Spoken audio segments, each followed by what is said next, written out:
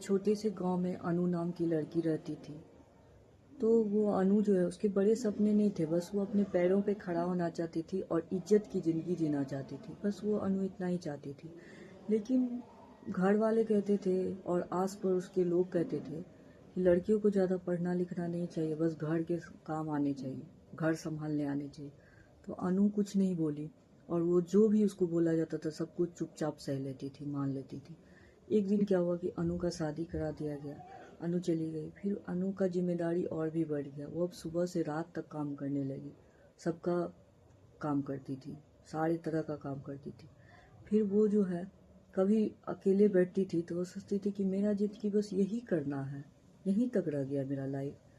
फिर अनु बहुत उदास हो जाती थी। एक दिन उसका छोटा बेटा था, अनु से पूछा कि माँ, आप क्या बनना चाहती थी?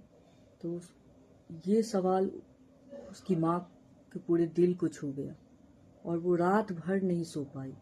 रात भर बस यही सोचती रह गई, मैं क्या बनना चाहती हूँ, मुझे तो खुद नहीं पता है। फिर सुबह उठी और वो एक फैसला ली कि अब वो डेली कम से कम 1 घंटा पढ़ाई करेगी। और वो नोट्स बनाने लगी, वीडियोस देखने लगी और सोची कि गलती तो हो रही है लेकिन मैं रुकूंगी नहीं।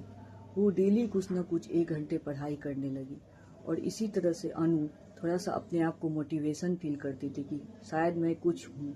फिर अनु जब भी पढ़ाई करती थी तो आस पड़ोस के लोग सब ये कहने लगते थे कि अब इस उम्र में पढ़ेगी, देख लो क्या क्या करती है ये लोग, अब क्या ही कर लेगी पढ़ के। मतलब लोग बहुत मजाक उड़ा रहे थे।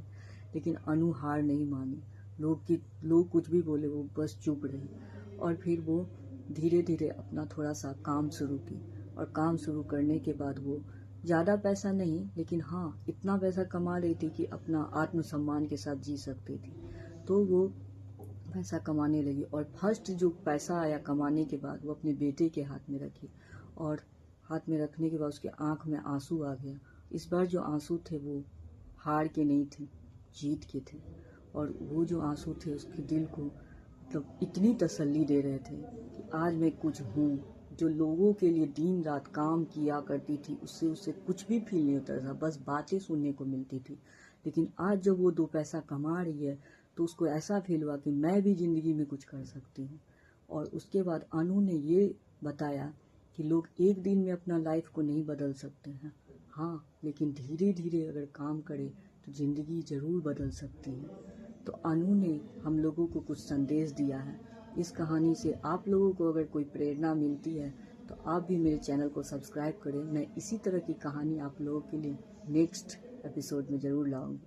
तो इस कहानी के अंतिम लाइन में, एंड लाइन में मैं ये कहना चाहती हूँ कि अगर हालात चाहे कैसे भी हों, अगर हौसला जिंदा है तो ज़िंदगी जिंदा है।